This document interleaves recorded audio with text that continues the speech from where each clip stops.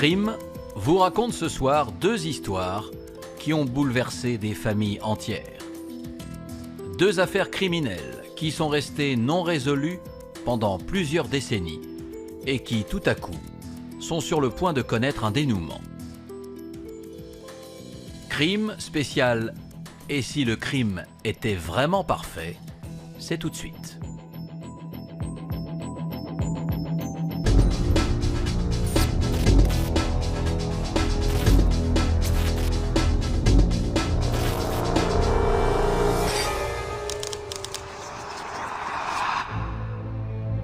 Chantal est une femme de 55 ans, installée à Allot, près de Marseille. Le 2 août 2001, un chasseur découvre son corps sans vie, dans la forêt. Son cadavre gît à 250 km de chez elle, à moitié déshabillé et en partie calciné. Faute de suspect, au bout de 11 ans d'investigation, l'enquête sur la mort de Chantal est classée sans suite. Mais en octobre 2019, l'affaire de la petite Maëlys, impliquant Nordal Lelandais, va permettre de rouvrir le dossier de Chantal et mener les enquêteurs sur la piste d'un individu resté insoupçonnable pendant près de 20 ans. Alors qu'est-il arrivé à Chantal ? Pourquoi son affaire a-t-elle un lien avec celle de la petite Maëlys ? Que vont découvrir les enquêteurs en rouvrant ce dossier? L'agresseur a brûlé la partie basse du corps de la victime, vraisemblablement pour dissimuler des indices et peut-être pour cacher un éventuel viol. Virginie est une adolescente de 16 ans qui vit chez ses parents à Besançon. Elle vient de quitter l'école et rêve de devenir photographe. Mais le 20 octobre 1987, vers 16 h, la mère de Virginie rentre chez elle et découvre le corps ensanglanté de sa fille, étendu par terre, dans la cuisine. La jeune fille a reçu 14 coups de couteau. Pendant plus de 30 ans, les enquêteurs vont multiplier inlassablement les pistes pour retrouver le meurtrier de Virginie. Mais cela ne donnera rien. En octobre 2017, les policiers reprennent tout à zéro et lancent un ultime appel à témoins. Alors l'enquête sur la mort de Virginie sera-t-elle un jour élucidée ? Que s'est-il passé exactement dans cet appartement de Besançon ? Qui s'en est pris aussi sauvagement à l'adolescente ?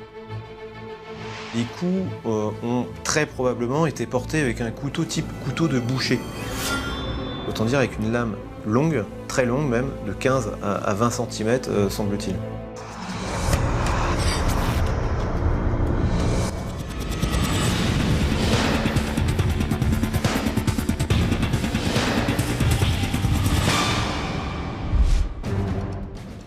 Dans l'affaire qui va suivre, vous allez découvrir le sort tragique de Chantal, une femme sauvagement assassinée à l'été 2001.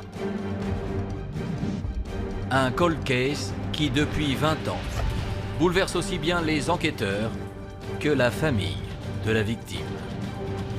Difficile parce qu'on se dit on connaîtra jamais la vérité. Mon père nous disait souvent j'ai peur de partir et de pas savoir la vérité, quoi. De pas savoir ce qui s'est passé. La seule certitude que l'on ait, c'est qu'il y a l'ADN de ce Jean qui a été retrouvé sur les habits de Chantal et qu'il admet avoir rencontré une femme qui correspond également à Chantal ce jour-là.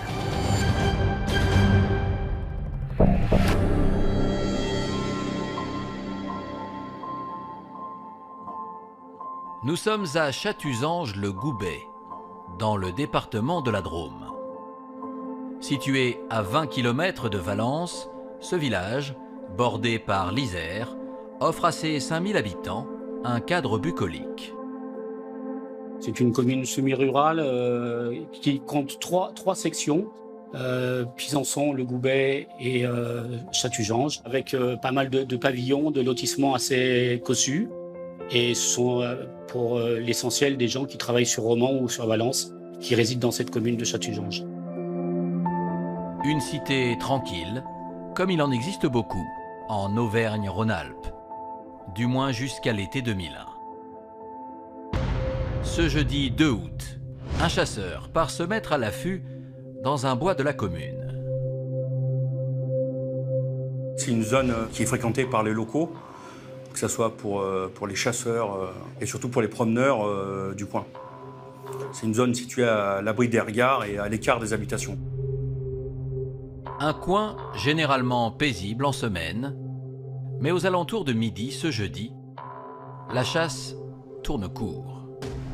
En progressant dans la forêt, l'homme fait une macabre découverte. Dans un sous-bois, pas très loin du chemin sur lequel il marche, il aperçoit un corps sans vie, face contre terre.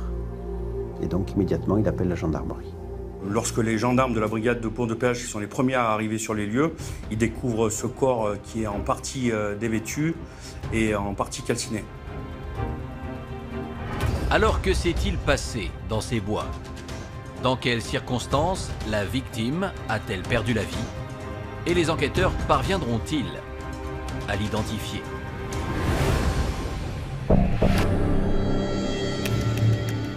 Sur les lieux de la découverte du corps, les gendarmes et une équipe de techniciens en identification criminelle réalisent un premier examen de la victime. C'est une femme âgée d'à peu près 50 ans, la cinquantaine, brune, allongée sur le ventre, face contre terre, partiellement dénudée, avec un t-shirt ensanglanté.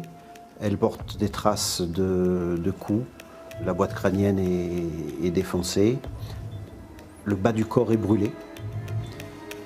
Elle gît, avec un t-shirt sur le bas des reins. Grossièrement dissimulé dans la végétation, le corps semble avoir été abandonné à la hâte. Il est repérable par n'importe qui. La scène de crime fait ressortir peu d'éléments. Un gobelet, un mégot, un t-shirt ensanglanté, un bout de papier avec une annonce et pas grand-chose d'autre. La victime n'a pas de sac, elle n'a pas d'effet personnel. Tandis que ces maigres indices sont placés sous scellé, la dépouille est quant à elle enlevée et transportée à l'Institut médico-légal de Grenoble. Dès la fin de la journée, la presse locale reçoit l'information. Lors de la traditionnelle tournée de faits divers que nous effectuons tous les matins et tous les soirs auprès des services de police, de gendarmerie et de pompiers, et c'est à ce moment-là, le soir, que nous apprenons qu'un cadavre a été découvert en bordure de l'Isère. Avisés dès le lendemain, les habitants de cette commune de la Drôme découvrent stupéfaits le sort tragique de cet inconnu. Pourquoi était-elle là? Que vous étiez dans la région, donc sachant que aucun fait de disparition dans la région n'avait été dénoncé dans les jours ou les semaines qui ont précédé. Alors comment les enquêteurs parviendront-ils à identifier la victime? Les indices sur la scène de crime parleront-ils? Et que va révéler l'autopsie?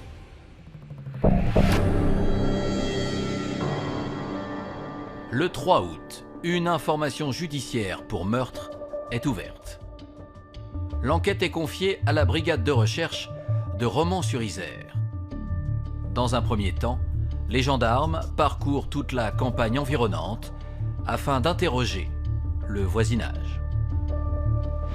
Il n'y a aucun témoin direct des faits. La scène de crime étant située à l'écart des habitations, personne n'a entendu ou vu quelque chose de particulier quelques heures avant la découverte du corps. Mais un riverain dit avoir entendu pendant la nuit un véhicule aller et revenir quelques heures plus tard à vive allure. Immédiatement, cette piste ne donne rien. si ce n'est que ça conforte l'idée que la victime n'est pas venue toute seule sur les lieux du crime et qu'elle a forcément été amenée. Réalisée en urgence à Grenoble, l'autopsie révèle que le décès est survenu dans les dernières 24 heures. Le corps est marqué par deux types de coups différents. Des coups portés avec la main ou le poing et des coups portés avec un instrument contondant type baramine, type batte de baseball. La victime a été frappée violemment, notamment au visage. Elle porte des traces de strangulation. Ainsi que des traces sur les mains, qui peuvent suggérer une tentative de défense de la victime.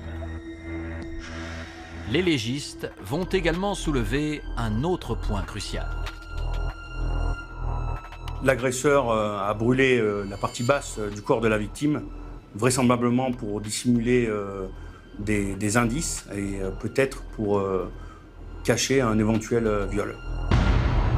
Pourtant, aucune trace de sperme ne sera retrouvée. À ce stade, rien ne permet d'établir que la victime a été violée ou a subi des sévices sexuels, même si cette configuration permet de le penser fortement. En plus des résultats de l'autopsie, les enquêteurs apprennent que la police scientifique a réussi à prélever un ADN sur le t-shirt de la victime, ainsi que sur le mégot. La gendarmerie procède alors à une campagne de prélèvement ADN.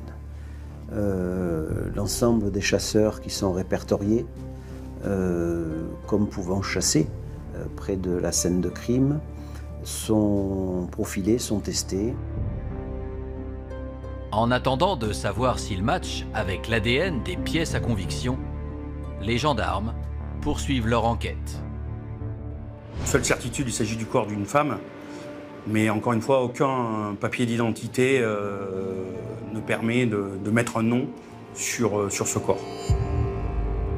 Faute d'éléments caractérisés, les enquêteurs se penchent sur les objets retrouvés dans les bois, et notamment sur un morceau de papier déchiré. C'est une petite annonce qui provient d'un journal méridional. Et sur cette petite annonce, une machine à écrire a été proposée à la vente. Les gendarmes vont remonter cette petite annonce, les personnes qui ont répondu à cet appel, et un certain nombre de noms vont apparaître. Ils vont étudier toutes ces pistes-là. Pendant près d'un mois, les enquêteurs tentent de rassembler et de croiser les différents témoignages relatifs à cette annonce. Un travail qui va s'avérer payant. L'exploitation des indices vont orienter les gendarmes sur le profil d'une femme qui vit à Allot, dans les Bouches-du-Rhône. Une certaine Chantal, 55 ans, qui habite pourtant à 250 km de la scène de crime, près de Marseille.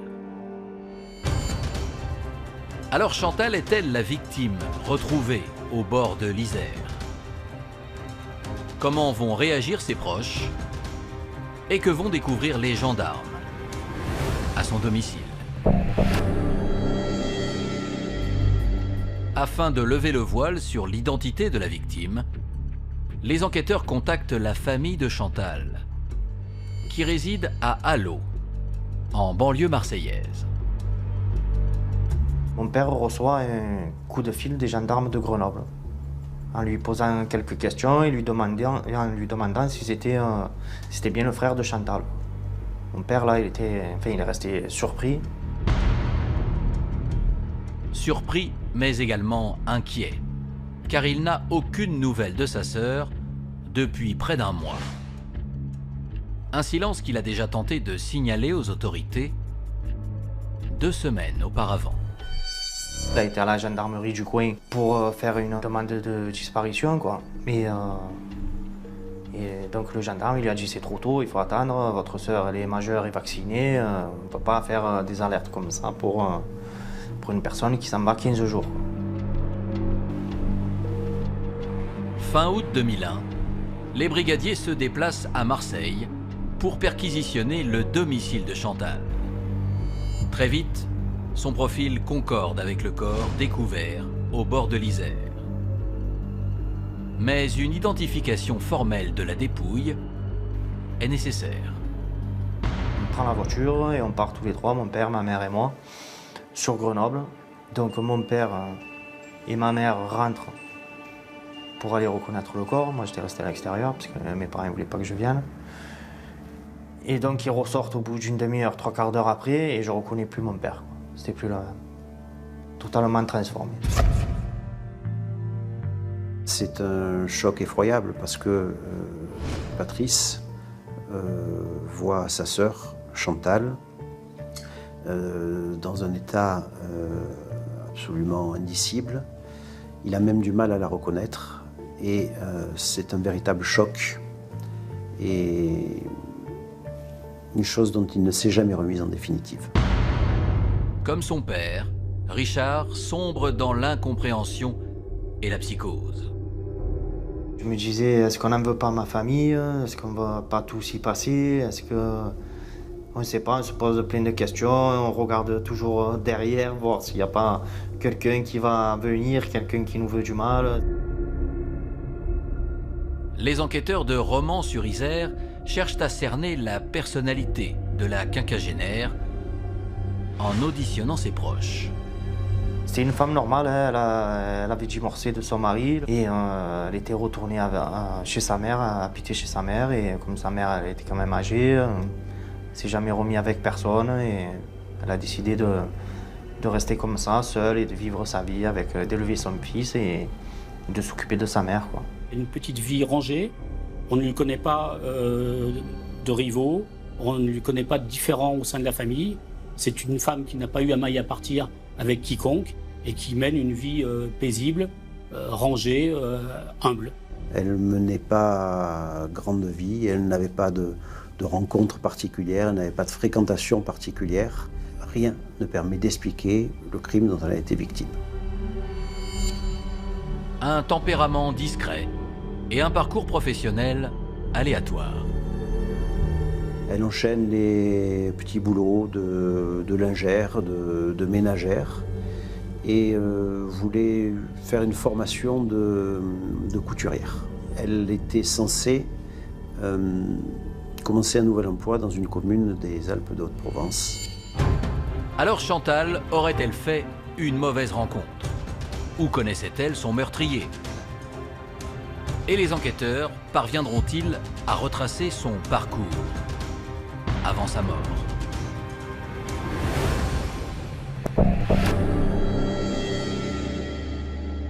Afin de comprendre pourquoi le corps de Chantal a été retrouvé si loin de son domicile, les gendarmes se plongent dans la vie de la victime, et notamment sa reconversion professionnelle. Nous sommes fin juillet, en pleine période estivale.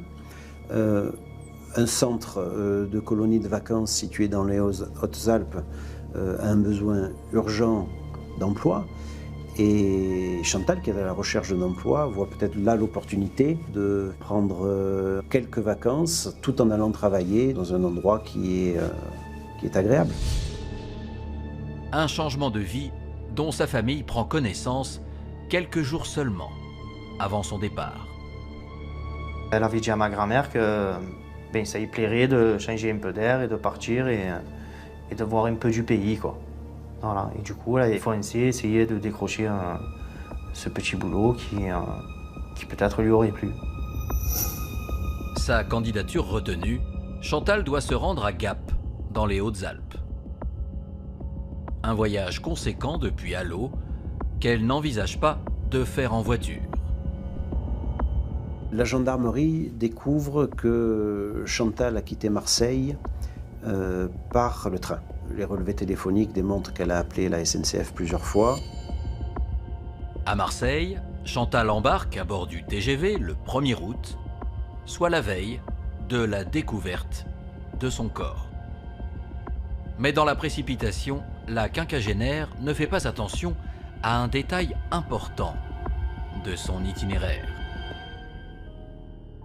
En fait, elle devait donc faire Marseille-Gap, c'est son trajet initial, mais pour se rendre à Gap, depuis Marseille, elle ne peut pas. Donc elle est obligée de faire une liaison à Valence pour faire Valence-Gap.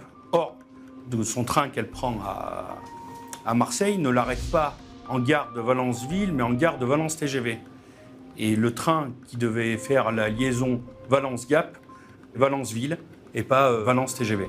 La gare TGV de Valence, dans laquelle est descendue Chantal, en provenance de Marseille, est une gare qui est sortie de terre depuis peu, qui a été construite en rase campagne, à mi-chemin entre Valence et Romans, et qui est à ce moment-là un no man's land complet. Pour les enquêteurs, Chantal est incapable de rejoindre la bonne gare à temps et aurait donc raté sa correspondance. Une erreur qui la plonge dans une situation très délicate. Elle n'a ni téléphone portable et son parcours n'est pas suivi par les caméras de vidéoprotection. En travaux, au moment de la disparition de Chantal, la gare de Valence TGV n'est pas encore équipée de caméras de vidéosurveillance.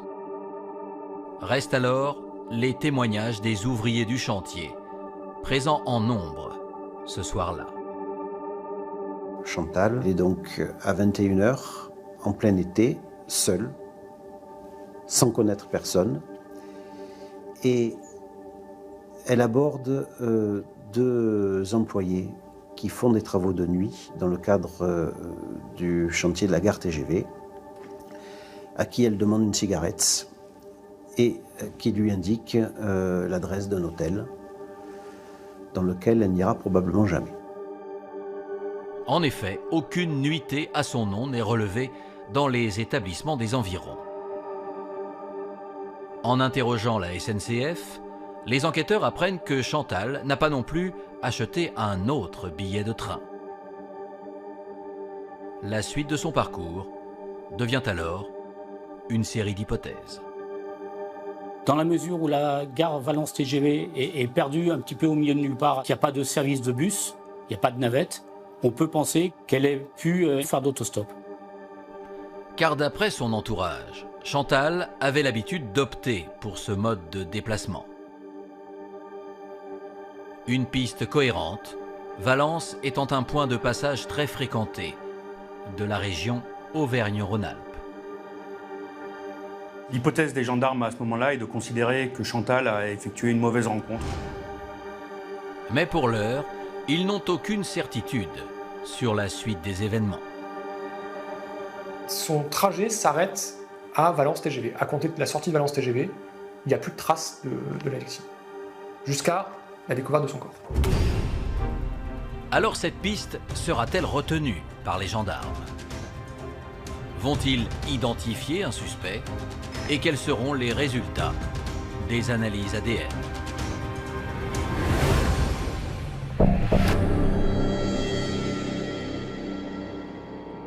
Toujours en quête du meurtrier de Chantal, les gendarmes de Romans-sur-Isère reçoivent les résultats des analyses ADN.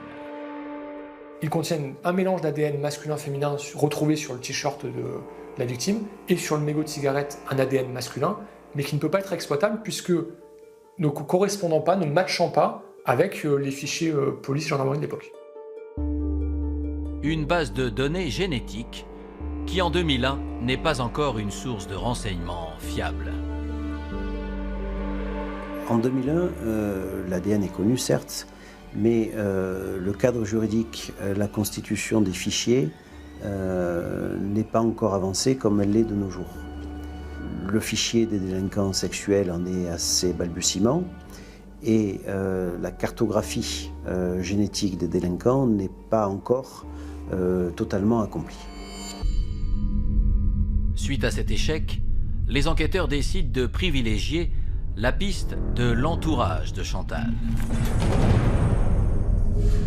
Le dossier va être descendu sur Marseille pour tout l'environnement familial de la victime, puisque le fils de cette dernière, à l'époque détenu, avait fait l'objet de pressions, de menaces. Âgé de 30 ans, le fils de Chantal est connu de la justice, avec un casier marqué de nombreux vols et trafic de stupéfiants. Des faits qui lui valent d'être en détention au moment de la mort de sa mère. Ces fréquentations sont passées au crible, mais assez rapidement, les enquêteurs doivent se rendre à l'évidence. C'est une fausse piste complète, mais qui, lorsqu'elle s'est manifestée ou lorsqu'elle s'est révélée, avait des apparences de crédibilité suffisantes pour conditionner et le juge d'instruction et les enquêteurs à dire « c'est possible ». Faute d'avancées sérieuses à Marseille, l'affaire est renvoyée dans la Drôme, où les brigadiers de Romans-sur-Isère comptent désormais sur la presse locale. C'est une enquête qui n'a pas été très médiatisée. Je pense que c'est intimement lié au fait qu'un mois durant, on n'a pas pu mettre un nom sur la victime. En revanche, un an plus tard, dans nos colonnes, a été diffusé le portrait robot dressé par les services de gendarmerie. Mais en l'occurrence, ce portrait robot n'a pas permis d'orienter les enquêteurs vers une piste crédible. Une nouvelle fois dans l'impasse, les enquêteurs élargissent encore leurs recherches pour trouver l'auteur du crime. Et ils s'intéressent notamment aux ouvriers du chantier de la gare de Valence TGV, dispersés désormais dans toute la France. Après des centaines de kilomètres parcourus et des dizaines d'heures d'audition, les gendarmes n'arrivent pas à mettre un nom sur un suspect. Les enquêteurs de la brigade de recherche de Romans, initialement saisis de l'enquête, passent la main aux enquêteurs de la section de recherche de Grenoble. Les mois puis les années passent et toujours pas de suspect. Le 6 décembre 2012, le couperet tombe. En l'absence d'éléments nouveaux, le magistrat instructeur finit par classer l'affaire. C'est très difficile pour la famille de Chantal. C'est 11 ans de douleur, 11 ans de souffrance et 11 ans de questions sans réponse. Mon père, suite à ça, il est parti en dépression, il est devenu anorexique, il pensait qu'à ça le hantait. Il était tout le temps à aller voir chez ma grand-mère s'il trouvait des indices, il fouillait partout, voir s'il ne pouvait pas trouver des lettres, des trucs, il aurait pu avoir correspondance avec quelqu'un. Jour après jour, le frère de Chantal s'acharne à relancer l'enquête. Patrice a passé sa vie à essayer d'avoir des réponses. Il n'imaginait pas que ça puisse venir de Chantal elle-même ou de son fils, des règlements de compte, peu importe. Il était persuadé que c'était une rencontre malheureuse. C'est difficile parce qu'on se dit, on ne connaîtra jamais la vérité. Mon père, c'est vrai qu'il y pensait beaucoup et il nous disait souvent, j'ai peur de partir et de ne pas savoir la vérité, quoi. De ne pas savoir ce qui s'est passé. Profondément marqué par le drame, Patrice décède en 2017, convaincu que la mort de sa sœur restera impunie. Quand mon père décède, c'est moi qui hérite du flambeau et c'est vrai que ça nous a quand même, on a vécu avec ça, hein, je veux dire, est-ce qu'on va savoir un jour ce qui lui est arrivé, quoi. Et c'est vrai que moi aussi de mon côté, j'appelais l'avocat pour savoir s'il n'y avait pas eu des nouvelles, s'il n'y avait pas eu des éléments qui avaient été... Et il m'a dit non Richard, l'affaire est classée et c'est fini, quoi. Alors 20 ans après les faits, que reste-t-il de l'enquête? Les gendarmes ont-ils de nouveaux indices? Et le meurtrier de Chantal sera-t-il enfin arrêté?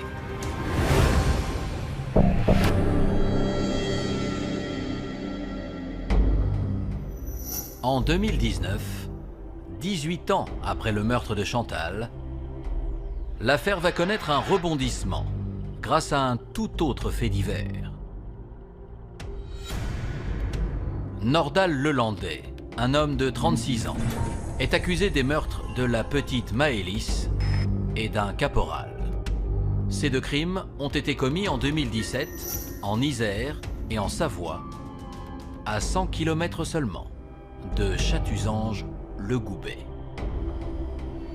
Nordal Lelandais est un homme qui est poursuivi pour deux séries de faits qui sont semblables ou proches des faits qui concernent notre dossier. Il y a une proximité géographique très évidente et un profil d'un peut-être serial killer ou d'un tueur en série avec des faits importants à lui reprocher, qui permettent de, intellectuellement en tout cas, considérer qu'il est possible que ce dossier soit rattachable à la personnalité de M. Lelandais.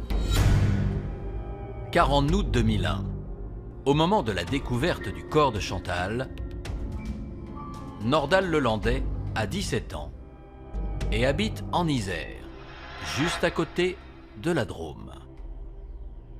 Au regard de ces nouvelles informations, l'enquête est réouverte et le dossier passe entre les mains de l'Institut de recherche criminelle de Pontoise. La gendarmerie dispose d'une cellule, un plateau d'investigation des affaires non résolues, qui, de manière régulière et périodique, réinterprète, réétudie les dossiers les plus graves, afin de voir avec un regard neuf, peut-être des moyens nouveaux, si des choses, des indices, des pistes, des réflexions ont peut-être été mises de côté à tort, et afin d'éventuellement redonner un nouveau souffle aux investigations. Des investigations de la dernière chance, puisque la prescription du meurtre de Chantal sera prononcée en 2021 si aucune avancée significative n'est établie. On a conscience, nous journalistes de la presse quotidienne régionale, que les gendarmes ou les policiers ne lâchent jamais une affaire. Pour eux, c'est un crève-cœur de ne pas mettre un nom sur un meurtrier et de ne pas résoudre une affaire. En octobre 2019, une seconde information judiciaire est ouverte, ouvrant la voie à la réexploitation des scellés. Les éléments qui réactivent le dossier sont en nombre de deux. Très évidemment, c'est l'ADN. C'est le mégot et le t-shirt de la victime qui sont encore aujourd'hui exploitables et où, à l'époque des faits, l'ADN de Nordal Lelandais n'avait pas été intégré dans les bases de données. Les systèmes d'exploitation de l'ADN aujourd'hui sont beaucoup plus performants et beaucoup plus poussés que ce qu'ils étaient il y a 18 ans. Et par conséquent, les enquêteurs ont jugé utile et opportun de relancer une étude de ce point de vue-là. En 20 ans, le FNEG, le fichier national automatisé des empreintes génétiques, a été enrichi par l'ADN de milliers de profils criminels et délictueux. Un spectre de nouveaux suspects considérables dont ne disposaient pas les enquêteurs de la Drôme en 2001. Au départ, on ne mettait pas forcément dans le FNEG tous les ADN. Au niveau des auteurs, on n'avait pas systématiquement un prélèvement ADN qui était fait. Ça a été fait au départ sur des gens qui commettaient des crimes ou des délits notamment sexuels. Maintenant, c'est fait beaucoup plus systématiquement et donc les bases de données augmentent au fur et à mesure. Le plateau va donc exploiter l'ADN qui a été découvert à la fois sur un mégot de cigarette et sur le t-shirt de la victime. Et cet ADN, près de 20 ans plus tard, va matcher. Un match qui ne confond pas Nordal Lelandais, mais un homme de 55 ans, que nous nommerons Jean. Son profil génétique est référencé depuis 2008, soit 7 ans après le meurtre de Chantal. Alors Jean est-il le meurtrier de Chantal? Sera-t-il retrouvé par la gendarmerie? Et va-t-il avouer le crime plus de 18 ans après les faits?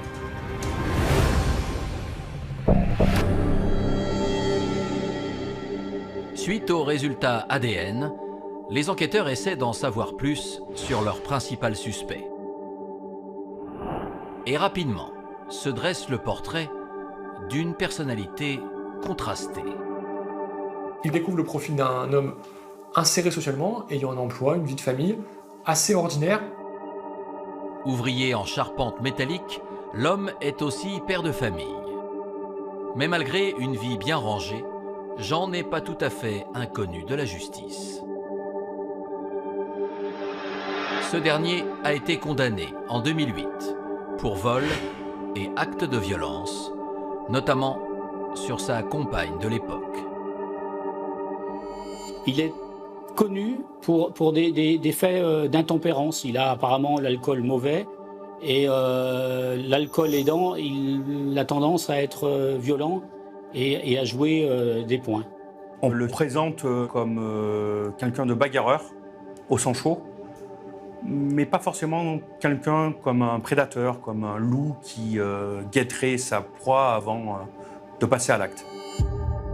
Autre élément troublant, la proximité géographique.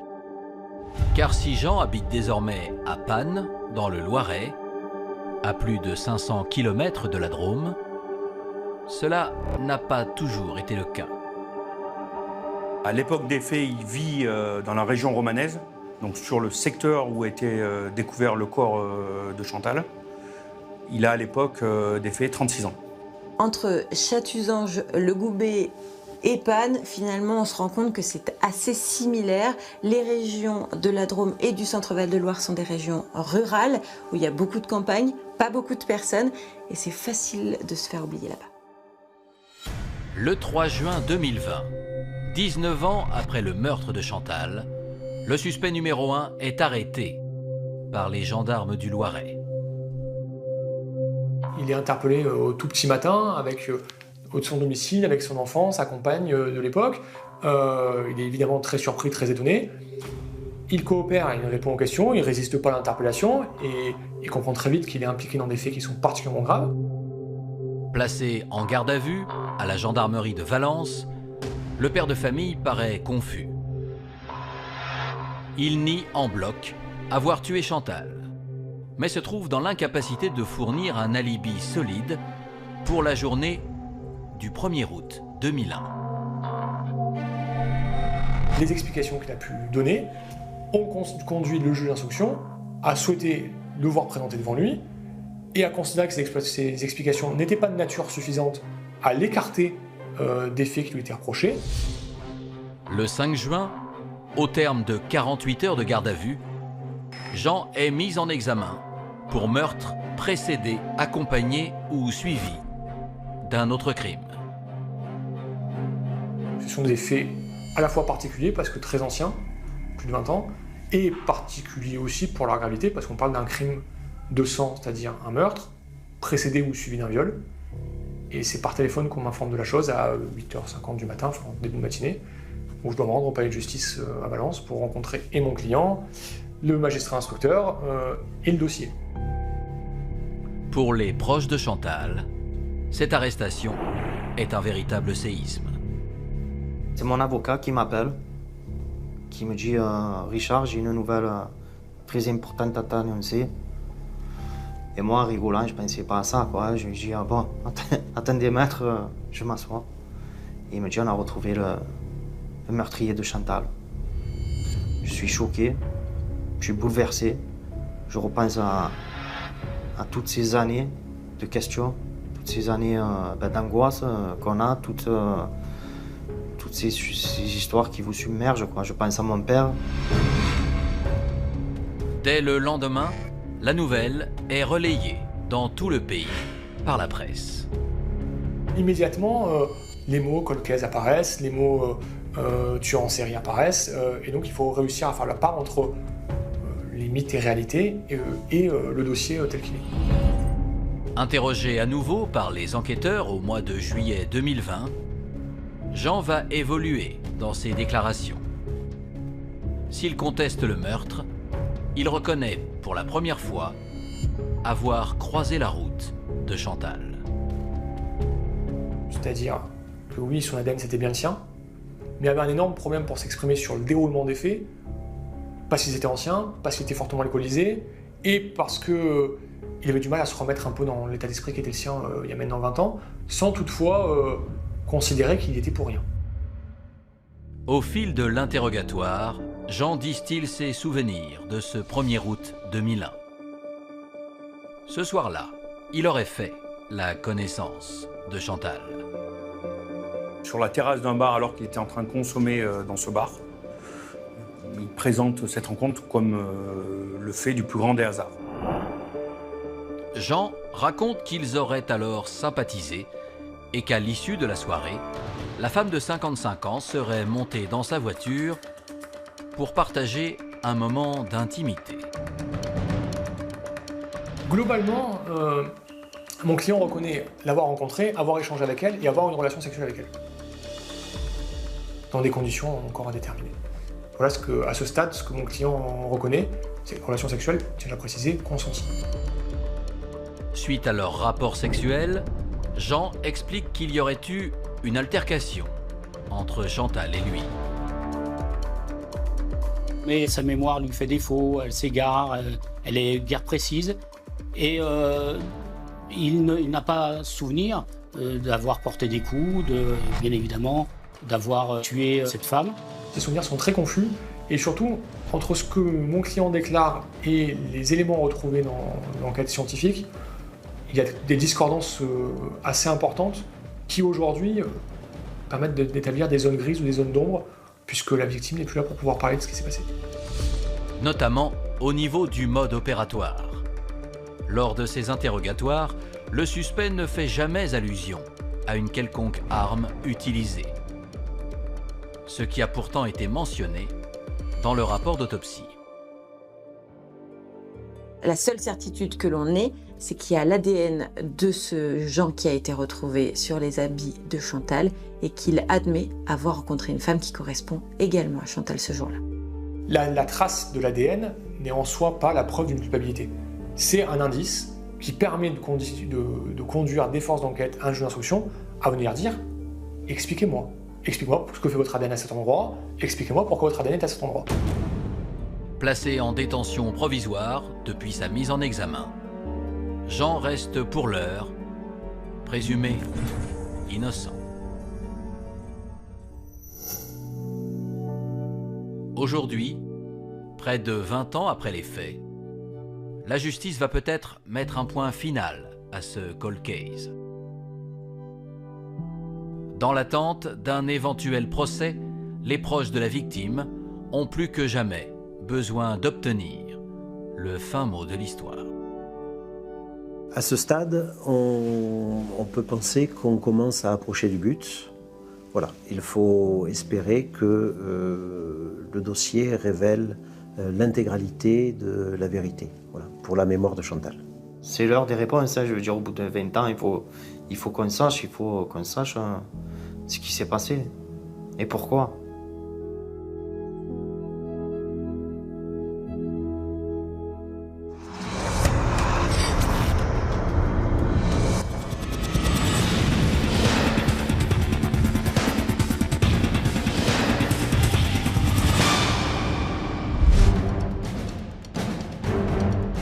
Dans l'affaire qui va suivre, vous allez découvrir l'histoire dramatique de Virginie, une adolescente poignardée chez ses parents en pleine journée.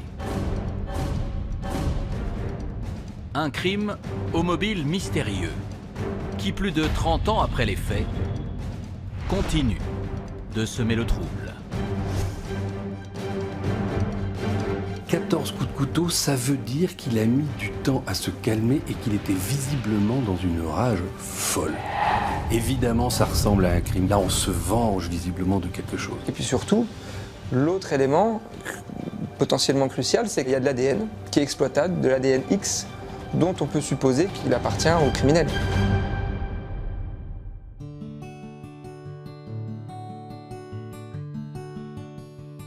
Nous sommes à Besançon. À 2 pas du Jura et de la frontière suisse, la ville compte encore des vestiges de l'époque gallo-romaine. Surnommée la Belle Endormie, l'ancienne capitale de la Franche-Comté offre à ses 115 000 habitants un cadre de vie privilégié. Besançon, au niveau architectural, est une ville remarquable, avec un centre historique qu'on appelle la Boucle. Le Doubs enserre cette boucle et on trouve des bâtiments des 16e, 17e siècles essentiellement. Et en surplomb, la fameuse citadelle Vauban, classée au patrimoine mondial de l'UNESCO. Il y a 7 collines qui surplombent Besançon, avec une forêt, une grande forêt pas loin. Et même à l'intérieur de Besançon, on a beaucoup de parcs. C'est d'ailleurs la ville la plus verte de France. Un espèce de calme relatif, une impression d'être dans notre petite bulle et loin des grandes villes et loin des problèmes des grandes villes.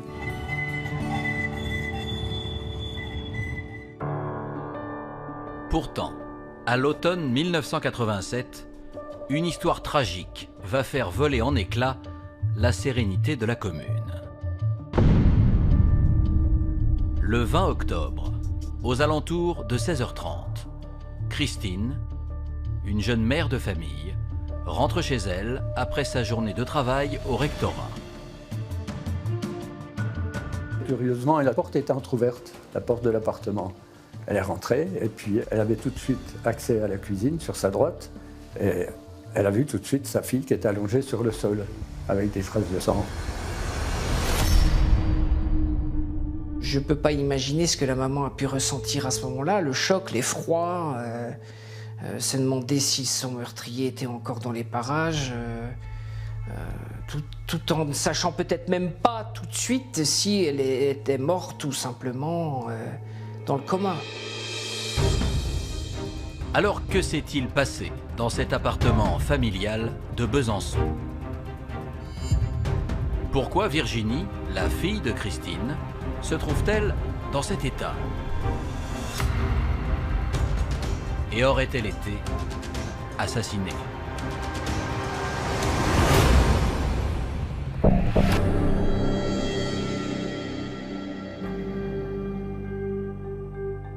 Après sa macabre découverte, Christine appelle les secours, qui alertent immédiatement la police judiciaire de Besançon. On a entendu par les radios qu'il y avait un meurtre rue de Belfort à Besançon. On s'est rendu sur place. Ils sont devancés par les secours de la ville, qui n'ont pu que constater le décès de l'adolescente de 16 ans.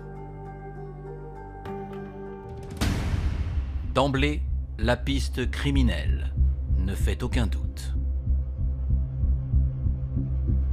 Les policiers découvrent Virginie allongée sur le sol de la cuisine.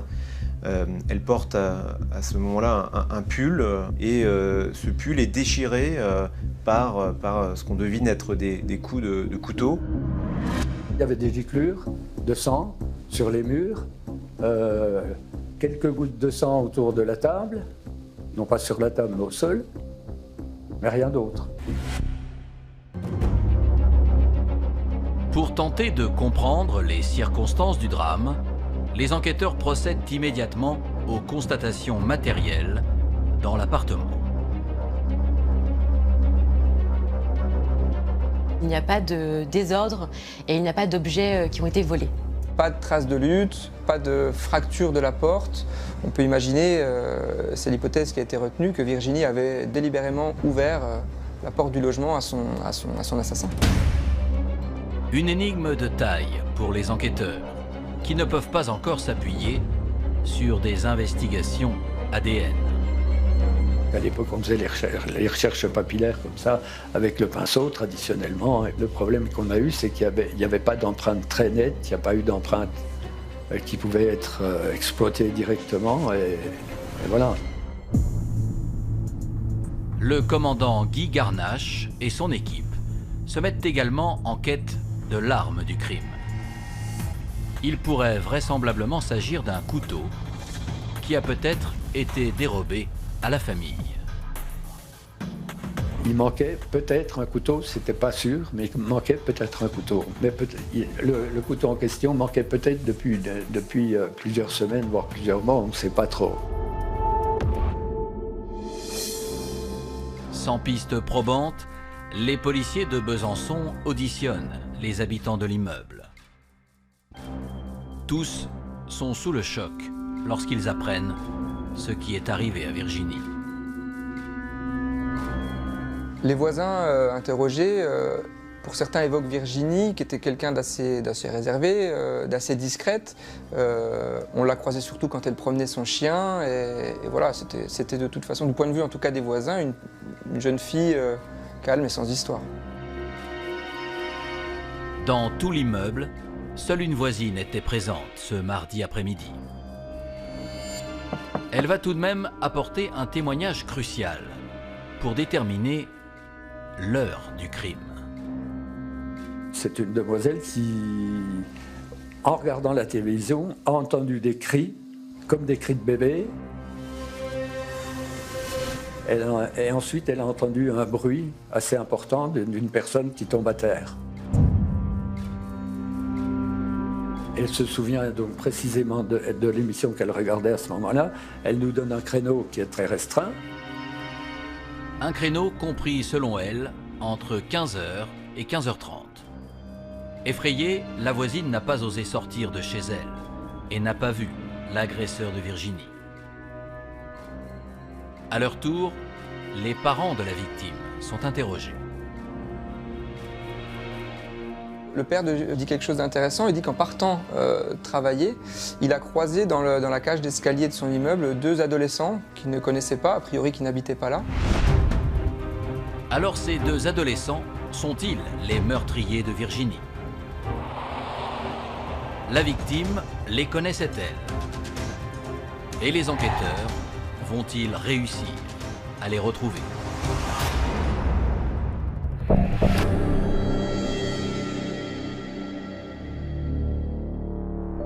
Le soir même, dans les locaux de la police judiciaire de Besançon, l'audition des parents se poursuit. Les enquêteurs ont besoin de comprendre à quoi pouvait ressembler le quotidien de leur fille.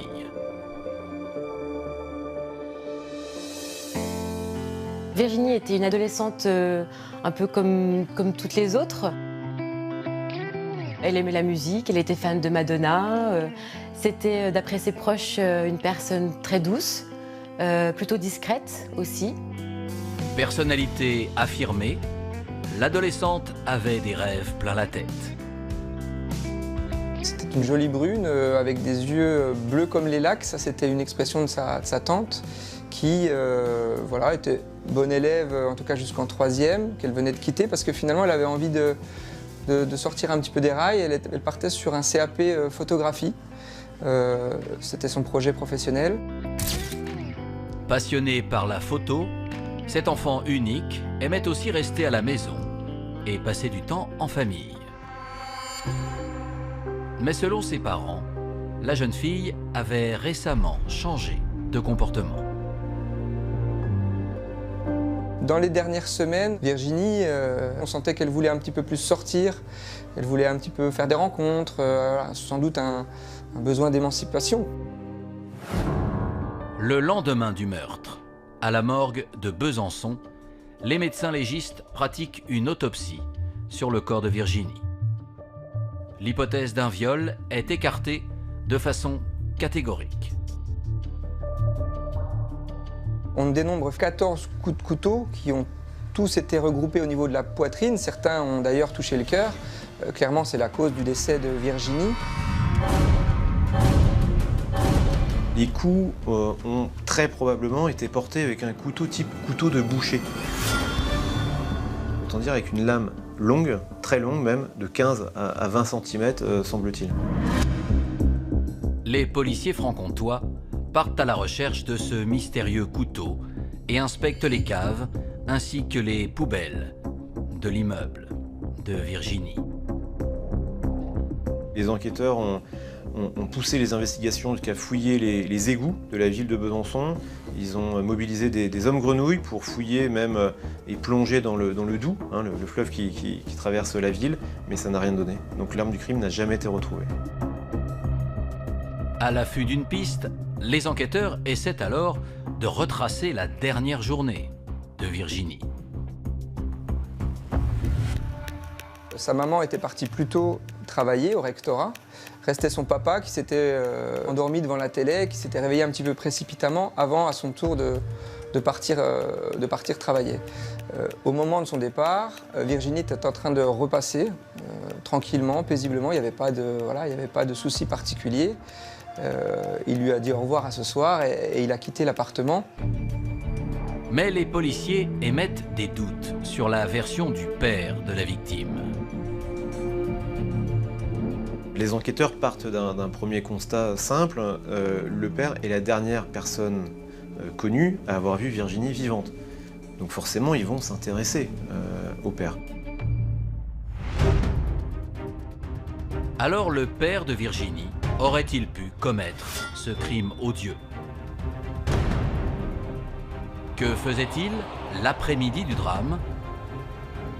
Et que vont découvrir les enquêteurs sur la vie de cette jeune fille?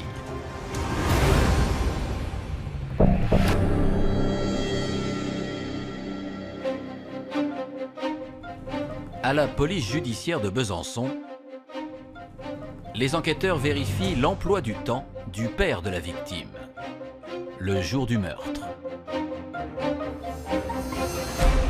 Le père est un chauffeur-livreur et le mardi, le jour de la mort de Virginie, sa tournée se résume à Besançon et les environs. Donc il a le temps de déjeuner à la maison, c'est semble-t-il dans ses habitudes. Le père explique être parti en vitesse au travail à 13h40, car il reprenait sa tournée à 14h. Le disque de contrôle installé sur son volant atteste qu'il a bien repris la route à cette heure-là. Son alibi a été vérifié. Le papa de Virginie, de toute façon, a été vu par ses collègues au travail au moment où Virginie a été tuée, donc ça ne pouvait pas coller. Définitivement écarté de la liste des suspects, le père de Virginie va fournir une information cruciale aux policiers. Quand il a repris son travail, sa fille avait une attitude très particulière. Il avait l'impression qu'elle était pressée qu'il s'en aille. Elle avait fait le ménage, complètement le ménage dans l'appartement, chose qu'elle ne faisait pas habituellement. Donc, pour lui, elle attendait quelqu'un. Les analyses sanguines vont d'ailleurs conforter cette hypothèse. Au moment de son décès, la victime avait un taux d'alcoolémie de 0,5 g par litre de sang. On a appris que Virginie avait consommé de l'alcool et notamment elle avait bu la valeur d'un demi-litre de vin. Ce qui était assez important pour une gamine de cet âge-là, de 16 ans. Les enquêteurs ont de plus en plus la conviction que Virginie connaissait son meurtrier.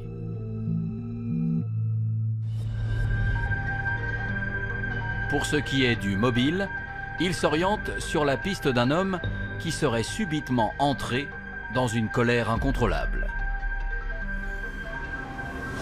Peut-être après avoir été éconduit. 14 coups de couteau, ça veut dire qu'il a mis du temps à se calmer et qu'il était visiblement dans une rage folle. Évidemment, ça ressemble à un crime passionnel parce que 14 coups de couteau, c'est beaucoup. C'est juste pas un coup de colère avec le couteau qui est sorti comme ça parce qu'il y avait un désaccord sur une dispute de l'argent ou des choses comme ça. Là, on se venge visiblement de quelque chose. Les policiers de Besançon s'intéressent alors aux nouvelles fréquentations de la jeune fille.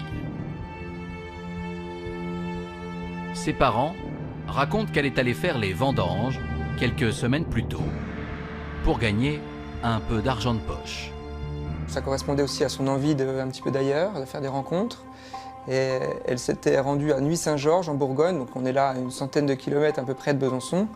Et elle avait passé plusieurs jours en compagnie de camarades, de nouveaux camarades, et elle en était revenue un petit peu changée selon ses parents.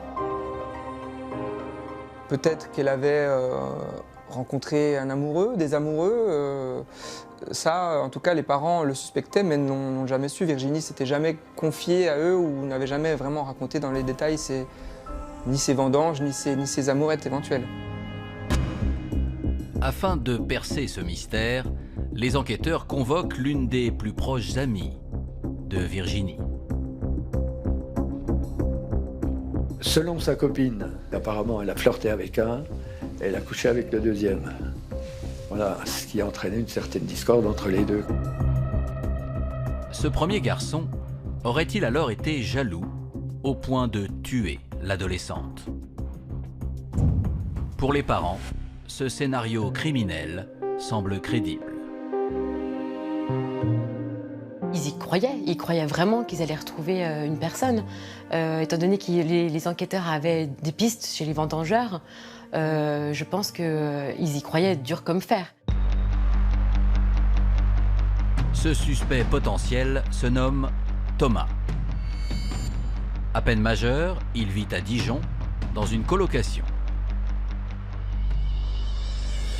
Dès le lendemain, le commandant Guy Garnache et son équipe se rendent en Bourgogne pour l'interpeller. C'était un jeune qui était cuisinier. Au moment de son interpellation, il rentrait chez lui avec une petite valise dans laquelle il avait tous ses couteaux de cuisine. Donc c'est sûr qu'il pouvait paraître super suspect. Placé en garde à vue, Thomas se montre dévasté par la nouvelle du meurtre de Virginie. Interrogé sur son alibi, il déclare avoir passé le mardi après-midi chez lui. On a eu la preuve par des témoins qui l'avaient vu jusqu'à 13h30 à Dijon, dans son appartement, une voisine notamment. Mais après 13h30, on ne sait pas ce qu'il a fait. Et lui, comme alibi, dit qu'il a regardé la télévision, tout simplement. Il a regardé la 5 et il a décrit tous les programmes de la 5 de l'après-midi. Dans un ordre qui n'était pas le bon, mais enfin, c'était quand même ça. Donc, a priori, on l'a écarté de la liste des suspects. Les hommes de la PJ vont ensuite se concentrer sur d'autres garçons des vendanges. Celui avec qui Virginie a eu une relation sexuelle et deux autres avec qui l'adolescente a tissé des liens sur place. Virginie envisageait repartir faire les vendanges en Suisse avec ces jeunes-là. Et après vérification, il s'avère que ces trois jeunes sont déjà sur le domaine viticole. J'ai donc deux collègues qui sont allés en Suisse vérifier, et effectivement, ils étaient déjà présents la veille. Et la veille, au moment du meurtre, ils étaient déjà dans les vignes à Lausanne.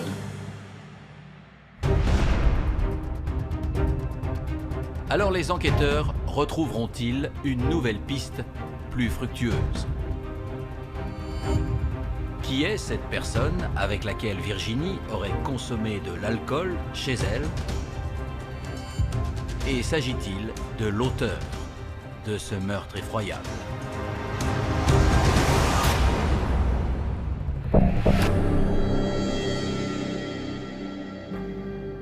Les jours et les semaines passent et les parents de Virginie vivent dans l'angoisse de ne jamais retrouver l'assassin de leur fille. Clairement, ils ont vécu un cauchemar. Ils l'ont plus ou moins dit aux médias à l'occasion de quelques interviews. Ils s'en cachaient pas, même s'ils étaient combatifs. Par ailleurs, ils étaient dévastés. Malgré leur détresse, ils s'investissent corps et âme dans l'enquête. Les parents, au départ, ils se présentaient à 10h le matin pour repartir à 16h l'après-midi. C'était pour savoir si on avait fait ci, si on avait fait ça, si on n'avait pas oublié ça. Ça nous permet de discuter avec eux. Une enquête de police, en fait, si vous voulez, il n'y a pas qu'un policier qui peut la résoudre. Il y a aussi des tiers qui peuvent lire un dossier et puis vous dire « Mais putain, pourquoi vous n'avez pas fait ça ?» Afin de multiplier leurs chances de réussite, les policiers placardent un appel à témoins dans les rues de la ville. Il invite toute personne ayant remarqué un individu suspect le jour du meurtre à se présenter au commissariat de Besançon. Et très vite, l'opération s'avère payante. Un passant s'est souvenu que deux garçons, en 4L rouge manifestement, lui ont demandé leur chemin, le chemin vers le 134A rue de Belfort, l'adresse où habitait Virginie. Mais très précisément, 134A. Ça peut être vraiment une coïncidence, mais les enquêteurs se posent la question quand même de pourquoi ces deux jeunes garçons ce jour-là, le 20 octobre 1987, cherche l'adresse de l'immeuble de Virginie.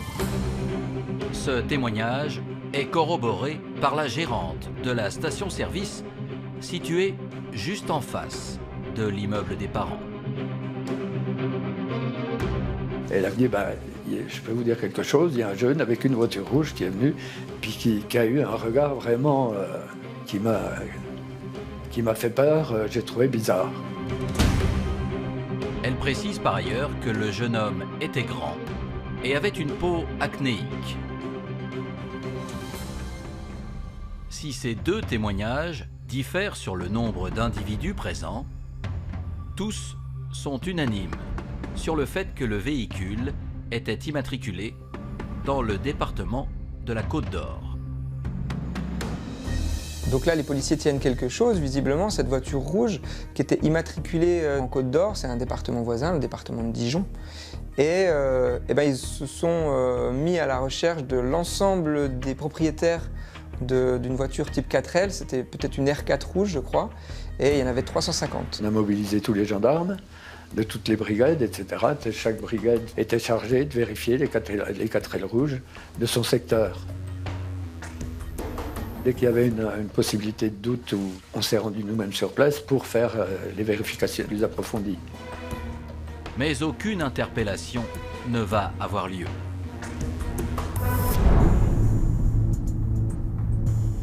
Les enquêteurs décident alors de convoquer à nouveau l'ami de Virginie pour savoir si une voiture immatriculée en Côte d'Or pouvait lui évoquer quelque chose. Sa copine nous disait que Virginie, quand elle voyait une voiture en 21, donc une voiture de la Côte d'Or, il fallait absolument qu'elle sache qui c'était. Mais l'ami de la victime n'est pas en mesure d'expliquer ce comportement intrigant. Face aux policiers, elle va tout de même raconter que 11 jours avant sa disparition, Virginie s'était rendue à Dijon pour faire une visite surprise à Thomas, son copain vendangeur. Quand elle est allée là-bas, il n'y avait personne. En partant de là-bas, elle a laissé un message avec le téléphone de ses parents, le téléphone en liste rouge, sur le pare-brise de la voiture du copain. Aurait-elle fait une mauvaise rencontre ce jour-là? Un inconnu aurait-il récupéré son numéro de téléphone? Les enquêteurs ne laissent aucune place au doute et diffusent également un appel à témoins à Dijon. Des habitants de la commune vont alors se rappeler avoir croisé Virginie sur la place d'Arcy. Ils ont vu passer 3 jeunes, accompagnés d'une jeune fille dont ils ont tout de suite reconnu la photo. Le témoin en question a dit « mais moi je me souviens parfaitement de la date, c'était le 9 octobre, c'était mon anniversaire ».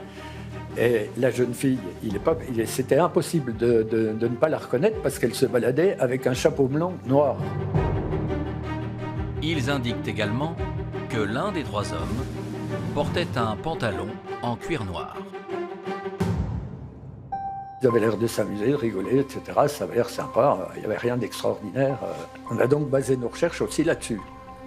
Parce qu'on a pu penser que les jeunes en question avaient pu prendre le papier qu'elle avait laissé sur le pare-brise, relever le numéro de téléphone et ensuite tenter de la contacter. Malheureusement, impossible pour les enquêteurs d'avoir accès à la liste des appels passés vers le domicile de Virginie. Il faut remettre les choses à l'époque. C'était un téléphone en liste rouge, il n'y avait qu'un fixe, il n'y avait pas de portable. Et à l'époque, il n'y avait pas de possibilité de retracer les appels. À plus forte raison pour ces numéros liste rouge. Si pendant plusieurs mois, l'enquête fait du surplace,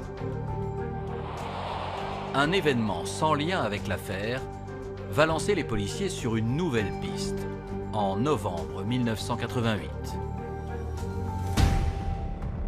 Un jeune intégriste catholique, que nous appellerons Stéphane, intéresse le commandant Guy Garnache et son équipe. Il avait été mis en cause dans une affaire dans l'affaire d'un incendie d'un cinéma à Besançon, le Building, qui projetait La dernière tentation du Christ, vous savez, qui a soulevé un tollé à l'époque, etc.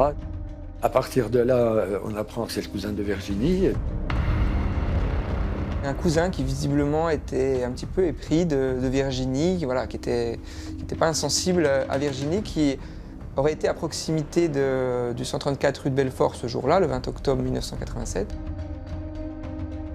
Mais Stéphane, le cousin, s'est littéralement volatilisé. Il a disparu. Pourquoi il a disparu? Est-ce que c'est à cause du cinéma? Il a peur d'être interpellé dans l'affaire du cinéma, ou est-ce qu'il a quelque chose à voir avec le meurtre de Virginie? On ne sait pas. On l'a tout de suite recherché. Les renseignements qu'on avait eus, c'était qu'il était parti en Afrique du Sud, qu'il avait pu partir en Argentine. Alors les enquêteurs parviendront-ils à localiser le cousin de Virginie? A-t-il un lien quelconque avec le crime? Et retrouveront-ils la trace des 3 hommes aperçus avec elle à Dijon?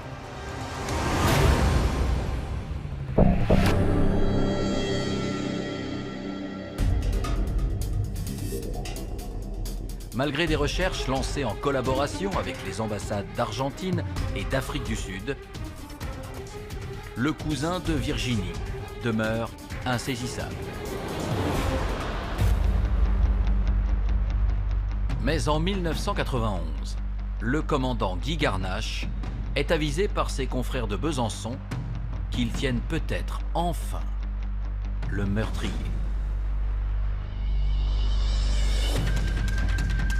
C'est un jeune qui est allé jusqu'à s'accuser, mais qui était relativement jeune quand même. Il était déjà mis en cause dans une affaire relativement grave. Ce suspect, que nous appellerons Amir, a été interpellé à l'origine pour une affaire de viol. Mais lors de sa garde à vue, il aurait raconté avoir également tué Virginie en 1987. Il avait alors 14 ans. Face aux enquêteurs, l'homme va même jusqu'à révéler où il aurait jeté l'arme du crime. Il dit, j'avais un couteau, le couteau, je l'ai jeté depuis tel pont. J'ai fait plonger les pompiers qui m'ont retrouvé un couteau. Mais je les aurais fait plonger vers un autre pont, ils allaient me trouver un couteau. Le doux, c'est un truc, je ne veux pas dire que c'est une poubelle, mais voilà, donc... Suspicieux quant aux aveux d'Amir, le commandant Guy Garnache va vérifier l'emploi du temps du suspect le jour du meurtre. Pour cela, il contacte son ancien professeur principal. Il m'avait dit, écoutez, j'ai mes carnets scolaires de présence et absence. J'ai toujours ceux d'il y a 3 ans. Je vais regarder, je vais vous dire s'il était là ou pas. S'il n'était pas là, je l'ai marqué absent. Et puis il m'a rappelé en me disant, bah, écoutez, ce jour-là, à l'heure du meurtre, il était en cours. Si les circonstances de ces faux aveux restent troubles, Amir est finalement écarté de la liste des suspects pour le meurtre de Virginie. Pendant 2 ans, l'enquête ne connaît aucune avancée majeure. Jusqu'à l'arrestation du cousin de l'adolescente en 1996. Après avoir séjourné en Argentine, l'homme de 28 ans a été arrêté lors de son retour en France. Il a été interrogé, on a réétudié avec vraiment beaucoup évidemment d'attention son cas et il a été disculpé. Là encore, c'est une porte qui se referme. Le cousin n'était pas lié au crime. Après toutes ces fausses pistes, les parents de Virginie reçoivent une ordonnance de non-lieu le 20 octobre 1997, 10 ans exactement après les faits. Une indemnité leur est versée, une indemnité à l'époque de 100 000 francs. Et au lieu d'encaisser cette somme, comme ils en avaient tout à fait le droit, Ils se sont publiquement exprimés pour dire que cette somme reviendrait à toute personne susceptible d'apporter un élément conduisant à la vérité sur la mort de leur fille. Dans un dernier sursaut d'espoir, les parents placardent un nouvel appel à témoins dans toute la ville de Besançon. Et évidemment qu'ils ne peuvent pas rester sur un non-lieu, parce que c'est une manière d'effacer les choses, de les dédramatiser, de faire oublier leur fille. Donc ils avaient vraiment envie que l'enquête ne se termine jamais, qu'on trouve, qu'elle soit vengée.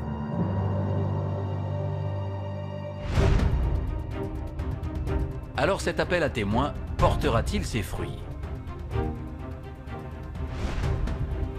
L'enquête sera-t-elle un jour relancée?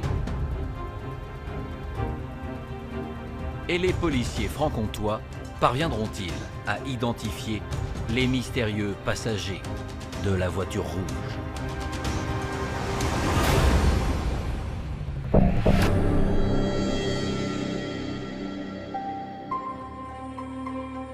Malgré les moyens déployés par les parents de Virginie, l'affaire reste en suspens. Et cela jusqu'au 20 octobre 2017.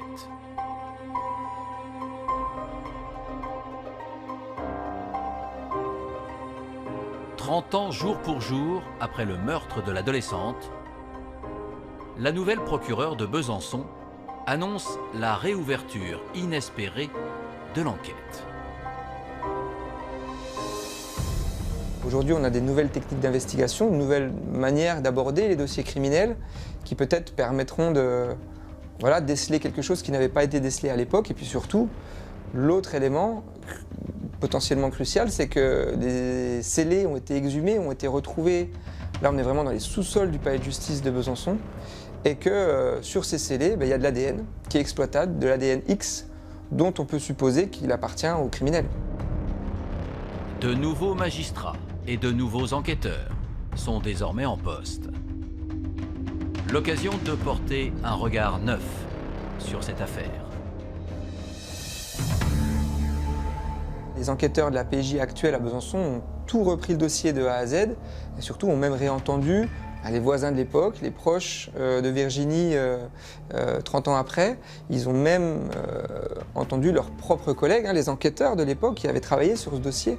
Donc il y a vraiment un travail de fond, un travail de fourmi qui a été réalisé pour reprendre cette enquête à zéro. En prenant du recul sur le dossier, les enquêteurs s'intéressent particulièrement à un témoin de l'affaire. Il s'agissait du passant qui, à l'époque, en 1987, avait indiqué aux enquêteurs avoir vu deux jeunes gens à bord de la 4L rouge, la fameuse 4L rouge. Après de nouvelles investigations, les policiers de Besançon ont découvert que ce témoin, nommé Eric, est, comme Virginie, amateur de photographie. Et ce n'est pas tout. Il avait proposé à une autre jeune fille de la prendre en photo. Les enquêteurs se sont dit peut-être qu'il avait fait la même démarche auprès de Virginie et que c'est cette séance photo qui aurait complètement dégénéré et l'aurait conduit à tuer Virginie.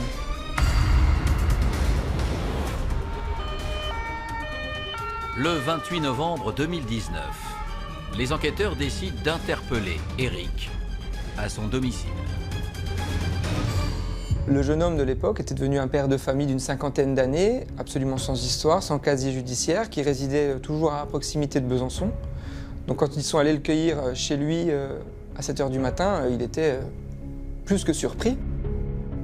Ils l'ont amené en garde à vue et là, ils l'ont interrogé sur ses déclarations de l'époque, qui semblaient peut-être un petit peu fragiles, et la police voulait vérifier finalement sa sincérité. Placé en garde à vue, le suspect assure qu'il n'a rien à voir avec ce crime.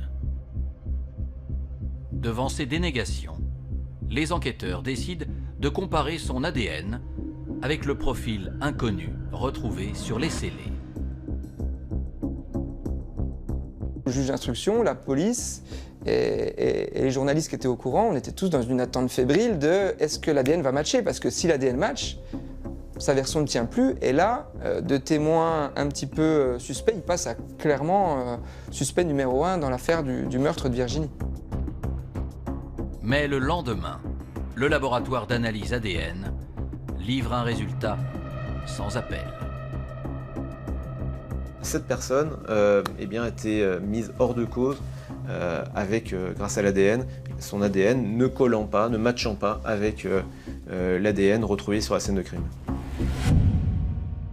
C'est pas un échec, c'est juste une porte qui se referme et qui permet aux enquêteurs de se projeter sur de nouvelles pistes. Mais pour les parents, qui croyaient enfin toucher au but, la désillusion est d'une violence inouïe. On retombe à la case départ et on dit non, bah, c'était pas ça, donc on n'a pas avancé et on retombe dans les mêmes angoisses, les mêmes interrogations.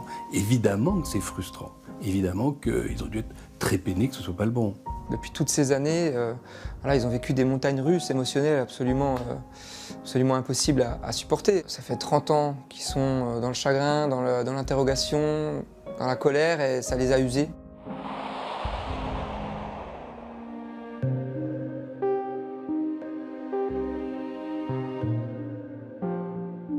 Aujourd'hui, plus de 33 ans après le drame, l'APJ de Besançon travaille toujours sur ce cold case et appelle toute personne qui détiendrait une information à venir témoigner. Mais ces recherches n'ont pas suffi à redonner espoir au père de la victime. Il y a quelques mois, le papa de Virginie a mis fin à ses jours et on peut facilement imaginer que toute cette histoire, le meurtre de sa fille unique, a joué un grand rôle dans ce geste désespéré. La mère de Virginie, quant à elle, poursuit coûte que coûte son combat pour la vérité. Je pense que c'est aussi une façon de pouvoir survivre aussi, c'est de se dire il y a quelqu'un qui sait, il y a quelqu'un qui a vu, il y a quelqu'un qui a fait, et ce quelqu'un est sûrement peut-être encore vivant et peut avouer, quoi. Oui, je pense que c'est une façon de rester en vie et de se dire oui, ça arrivera, on saura la fin de cette histoire, quoi.